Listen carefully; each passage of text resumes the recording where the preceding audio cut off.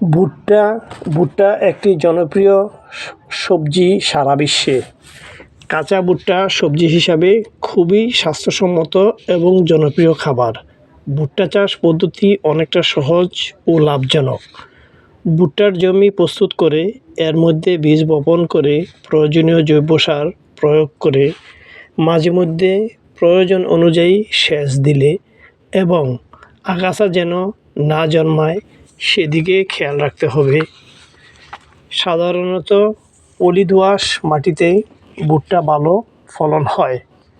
আসলে ভুট্টা চাষ আমাদের দেশের চাষিদের জন্য অনেকটা সহজ এবং সম্পন্ন। সাধারণত পলি দোআঁশ মাটি আমাদের দেশে ভূমিতে অ্যাভেলেবেল রয়েছে।